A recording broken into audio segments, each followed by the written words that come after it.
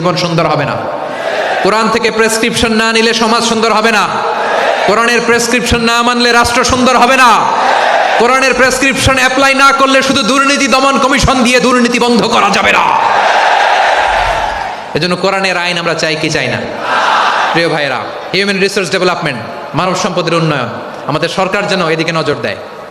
আমরা যেন এই ব্যাপারে যত্নবান হয়ে উঠি। যাকে আল্লাহ যে যোগ্যতা দিয়েছে, এই যোগ্যতা দিয়ে আমরা যেন ইসলামের জন্য, দেশের জন্য কাজ করি। আমরা যেন আমাদের স্কিল ডেভেলপ করি, আমাদের পটেনশিয়ালকে ডেভেলপ করি।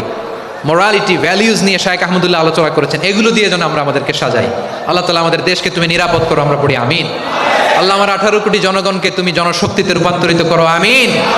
আল্লাহ আমরা হাতে হাত রেখে কাঁধে কাঁধ মিলিয়ে ভাই ভাইয়ের যেন এই দেশকে গড়তে পারি, আল্লাহ তুমি তৌফিক দান করো, আমরা পড়ি আমিন। আমার প্রিয় মহিউদ্দিন ভাই বলেছেন, হুজুর এমন একটা ঘোষণাপত্র দিয়ে যাবেন আজকের এই ঐতিহাসিক যশোরের প্রোগ্রামে, যেটা গোটা বাংলাদেশে মানুষ এটার উপর আমল করে। আমি যে কথাটা বলেছি এটাই, আসুন আমরা আমাদের জনসংখ্যাকে জনসম্পদে ট্রান্সফর্ম করি। আমাদের জনসংখ্যাকে আমরা যেন জনশক্তিতে রূপান্তরিত করি। জনসংখ্যাকে ট্রান্সফর্ম করে জনশক্তি দিয়ে আমরা যেন আগামীর বাংলাদেশ, স্বাধীন বাংলাদেশ 2.0-কে গড়ে তুলি। আল্লাহ তাআলা আমাদের সবাইকে কথাগুলো বোঝার, আমল করার তৌফিক দান করুন।